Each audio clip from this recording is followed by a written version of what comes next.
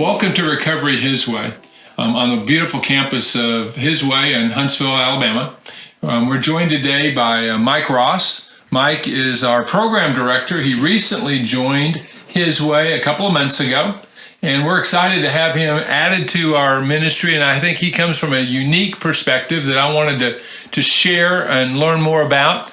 Mike is originally from the wonderful state of Washington, where I'm from as well, so we have that in common. And he's done mission work, and of course has recently joined us as program director. So, Mike, welcome to His Way, and welcome to Recovery His Way. Thank you. I'd like for you to start by just giving us a little bit of your story. How did you start this journey, first of all, with the Lord, and kind of where did that take you and kind of bring you up to kind of this point? Okay. Well, I didn't really grow up in a religious household. My grandmother was religious. She went to the Methodist church, so we went with her on Sundays, went to Bible class with her. But I wasn't really particularly religious. But I never lost a belief in God. I always had that throughout my teen years and my early 20s. But I really worshiped other things. Worshipped sex, drugs, drinking, rock and roll. All the things that were big during the era I grew up in. And I had a lot of trauma and pain in my early life. And so I used these things to try to fill that void in my life. And so I was really empty all the time. I was searching. Mm-hmm. I got into the military after high school. I almost died in high school from alcohol poisoning one time. Wow. Which branch of the military? Air Force. Okay. So I joined the Air Force in 1979. That's when I graduated, got out of high school, right into the military. But I still continued partying. I was just trying to medicate all the pain that I had inside. My parents were divorced when I was younger. I went through a lot of bullying and shaming as a child. And so I was always trying to escape. And I just got to the point where I got really sick one night. I almost felt like I was going to die. And I'm like, God, if you get me through this, I will change. So funny how God hears those little foxhole prayers, right? Because 2 weeks later, this guy comes into the place where I'm working. He gets transferred there. And he's a Pentecostal. And so he starts talking to me about religion. I'm like, ooh, this is interesting. And he starts talking about how the Spirit of God works and things like that. And so I was fascinated. And I went to a couple Bible studies with him, and then I went home with him one weekend and had a really powerful experience at his church that really changed my life and kind of really turned my whole course to following Christ. 6 months after that, I got orders to go to Great Britain. And I spent the next 3 years in Great Britain. I started out with a ministry called the Navigators, or a disciple-making ministry. And then a guy from the Church of Christ got transferred into my shop, and we started having conversations about baptism. And I decided that, what I believed about baptism wasn't right. So I was baptized again with full knowledge this time and for the right reasons. And 6 months after that, I was at a School of Biblical Studies in Denver, Colorado, at Bear Valley. So how that's a big jump from military in England to Bear Valley in Colorado. How in 6 months? How did that happen? Well, the guy who baptized me, the guy who originally taught me, didn't do my conversion study. He just introduced the idea. Actually, he talked to me about the idea, and I avoided him for about 3 or 4 months until I realized he was probably right. And so we studied with an Air Force captain named Donald Underwood, and Donald knew about Bear Valley, and he was praying about raising up someone who would be a preacher. And so he talked to me about the school, and I ended up out at Bear Valley 6 months later. And was there for 3 years. And then I've kind of worked off and on in ministry and secular work. I ended up going to Oklahoma Christian and getting a bachelor's degree in Bible. I also got married while I was there. But I always had a desire to do mission work or to be doing church work of some kind. And so I'd have stints where I did things. So, for example, I was a youth minister for a while, then an outreach minister. But I really wanted to do mission work. And so we eventually ended up in Brazil in 2012 and spent the last 7.5 years in Brazil till my return this last February. where in Brazil exactly, and what were you doing as a missionary in Brazil? Okay. Southeastern Brazil, about 70 miles from the city of São Paulo, a town called Paulínia. It's part of a larger metropolitan area, the Campinas Metro. There are 20 different cities, and Campinas is the main city. We had a school of the Bible, which was a really popular method of evangelism back then, or now it is. It's used very widely and is successful, and we had a good work. Okay, good. Well, you decided a couple of months ago, obviously, to join our team and become a part of helping guys break the bonds of addiction in their life. I guess I was interested in what about this opportunity made you think that it was God's next step for you, that this was something that he had prepared you for. What in your experience or background would make you feel like, because obviously you had some substance abuse issues and obviously some trauma in your life and that type of thing, but you didn't go through a recovery program. You weren't actively involved as an alcoholic or drug addict, and didn't go through AA or anything like that. So kind of what drew you to this, and then what made you think that you were prepared or this was somehow a good next step for you? Well, last year, at the beginning of 2019, I thought that I would live in Brazil the rest of my life and that I would still be married. And so I had those ideas that, I was never leaving here and I'd still be married. What I didn't see was that my own problems with addiction were having effects on my wife and on my family. And I had a lot of this trauma, I had a lot of anger, resentment. I don't know if we would call it rage, but just a lot of, I had a really negative view of who I was, and it spilled out into my marriage and into my family, into my work. And then when things blew up this time last year, my marriage, things blew up in my marriage, and I realized I've got a problem. And so I started working with a guy who counseled me in working through my particular area of addiction. And we started the process of getting divorced, and it was the worst time in my life. I've never experienced such emotional pain and suffering.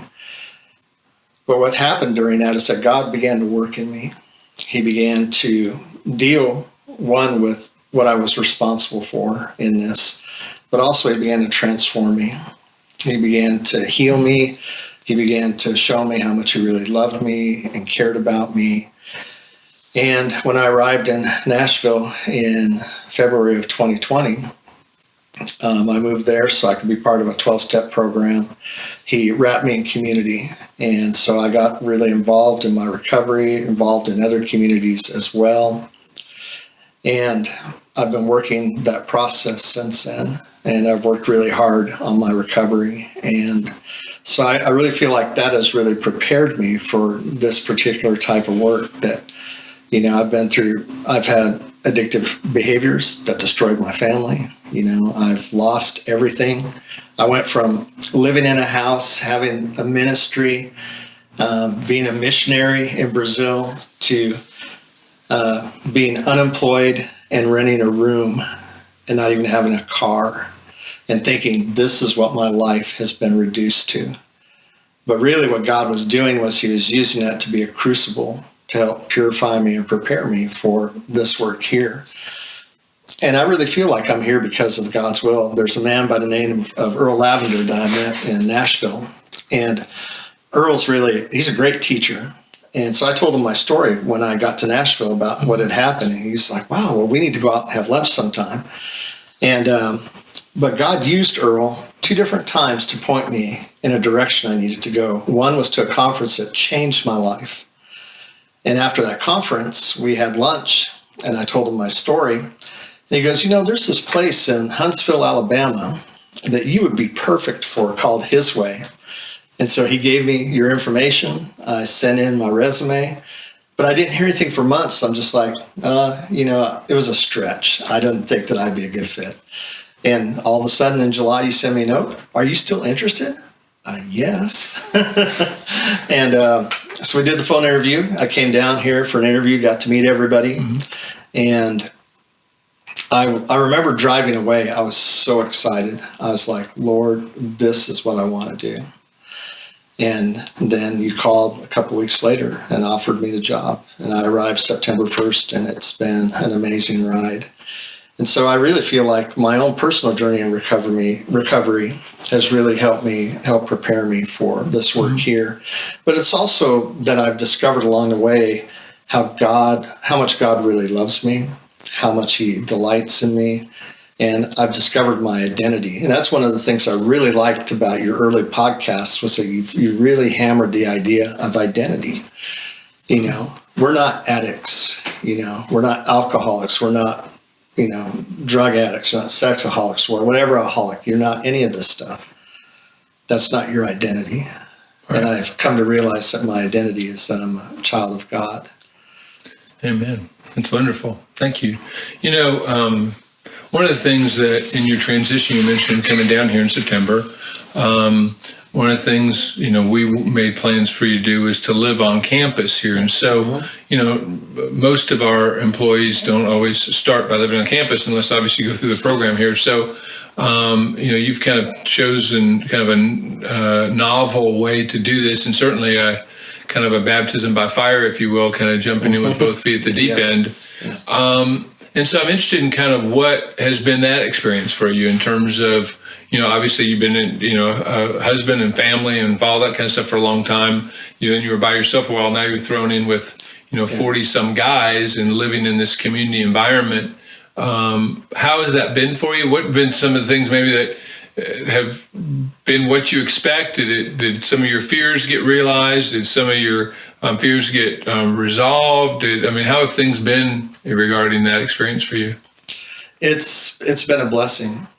Now I'm used to communal living in the sense of being in the military. You live in the barracks, so you live with a bunch of guys for a while. So it's not anything new, but you know, living in a community like this certainly is new for me. But I knew that one of the things I needed was community, and that if I came here, because I'm still early in my own recovery, if I came here and was alone, that wouldn't be good for me. And so I wanted to be in a place that I would be around people, because that works for accountability. And what better place than a place where everybody is going the same direction, you know, pretty much. I didn't know what to expect when I got here. You know, I kind of had vague ideas, and I think what surprised me is just the depth that these guys' lives have been, just the destruction in their life from addiction, and just how their lives have been shattered, their marriages, their families. I mean, just everything seems to be just blown apart. And I wasn't really prepared for that when I got here, but it's been good for me to see, because it just shows me how necessary this work is. And I enjoy living here. It's not really difficult for me. You know, I talk to the guys out here, you know, I talk to them in class, I see them all the time, and I can just go into my room and shut my door and have solitude, or just go to my office and have solitude if I really need it. But I really try to interact with the guys, and I've enjoyed that, and the staff as well. That's great. I appreciate that. You know, it's been good to have you here. Obviously, in an environment like ours, there's a level of instability, and so having mature men on campus is always a valuable thing. Early in our program, we didn't have that, and it was definitely challenging, because I was actually reflecting with the guys this morning in class about what the early time was like. And you know, every morning when I walked onto the campus, you didn't know what you're walking into that day and what the challenges were going to be, because you know, it's kind of like brand new day every day, and it could be all kinds of craziness going on. So it's good to have that on campus today, and I appreciate you being an important part of that. You know, you've been here for a couple of months, and obviously, as you talked about, this is not only a journey that involves work and ministry, but also involves transformation, your own realizations, your own transformation. And so it's interesting, just even over the past couple of months being here, engaged in this community, what kind of things you think have happened for you, or what kind of realizations or things have happened in your own personal life? I think one, that my relationship with God has really deepened since I've gotten here, just because of my normal spiritual practices.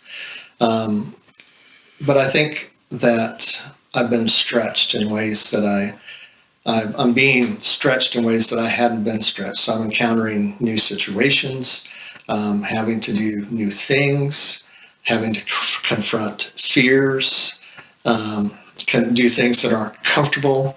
And so I really feel like my time here is really kind of stretching me and molding me in different ways that I haven't been molded before. Mm-hmm. Yeah, I guess we were talking about one of those a little bit ago in a meeting, right? You had part of the dismissal process of one of our residents, and just going through the craziness of that process, and just their reactions to everything and that kind of stuff. And it can certainly stretch you. Or sometimes just some of the guys' responses in class, I just don't realize what their perception of the world is. Mm-hmm. And so I'm trying to think in a healthy perception of the world, but then they come up with something that's totally different. And so sometimes, like just last week, I was just really surprised at something someone said in class, and just said, well, that's normally in a healthy relationship, that would not be the case. Right. And so I'm just getting stretched in a lot of different ways. But I really think that God is really preparing me just to continue doing this work. Mm-hmm. You came here to minister to people who are trapped in addiction. And so, your personal experience isn't that, you're trained in years of addiction recovery and like that. So this is kind of new to you. I guess I was interested in just the last couple of months, any things that you've kind of realized or learned about how to effectively serve this community. I've learned that consistency is important in this community. Structure is important. But I'm also learning a lot about the nature of addiction itself. It's not always just trauma-based. That there really are a lot of different factors that play into addiction. And I'm also learning just how destructive it's to the family, the family side of it as well. Mm-hmm. And that was something I really didn't appreciate. But, sitting in family meetings or graduation meetings, you get a sense of, the families are weary, they're tired, sometimes they don't have any hope, and they've just dealt with this for so long, they don't know how to live. And so for me to learn that side, but also learn that there's a way forward for the families as well, has been really helpful. Good. Well, as a program director, obviously your major responsibility is the programming side of things, the classes and the curriculum and the counseling structure, and just a lot of the things that we provide in terms of services for the residents while they're living here. So, obviously it was not something you've done before, so you're not coming with your own package of this is the Mike Ross, program of recovery. But you are coming in and kind of learning this community, and then learning and creating a program that you think can best connect with or help or serve this community. So I was interested in, just as you envision the future, I know we're doing a lot of things in revamping the program and that type of thing. As you envision that, is there any particular dreams you have or visions you have or hopes you have about what the future would hold in terms of programs and ministry things to addicts here? Well, one, I would like to see this program have wider exposure. So I would like to see it, and there are talks about it going to different cities, maybe even acting as consultants and helping people start their own faith-based programs. So my vision is to create something that can be utilized in a lot of different places, but also to create something that's fairly simple and not complex, because the people we deal with, they're not complicated people. At this point in time, when they're just entering, their mental capacities are a bit stunted because of their substance abuse. And I just want to create systems for them, because if they can learn a system, then they can have success. So, for example, if they have a system they can use whenever they go through adversity, how could I deal with adversity? Well, there's a couple of steps I can take, and if you can get them using a system, then they have a greater chance of success rather than winging it. So my goal is to help create not just material they need to learn, but also systems that they can put into practice that will help them to have greater success. But I think one of the main things I want to do is just help people really focus in on identity. Because one of the things that has helped me most in my recovery was discovering my identity. Because I believed in God, but I didn't believe that God loved me. I didn't believe that I mattered. I thought he was angry with me, disappointed. And through this journey, I've discovered that he is anything but. And so if I can help them root their identity where it needs to be, then that's going to give them a positive anchor for their recovery. Cool. That's awesome. Good stuff. So as you move forward and continue this, is there anything else that you would like to share, or anything else going on that you'd like to mention, or things like that you have on your heart? I'm just grateful to be here. I just want to be used by God to be a blessing, to use what gifts and talents he's given me to bless these men, to be a blessing really to everybody. And so I enjoy living here. I enjoy my association, my interactions with the staff and the residents. I just really feel like I'm blessed, and I'm just give glory to God for how he's using me. Good. That's great. I mean, there's nothing more exciting, I think, in any one of our lives is to feel like God has selected us, chosen us, and then is using us in ways that matter. I mean, so often just trying to find purpose in our lives. What is it that I'm here for? And am I doing something that matters?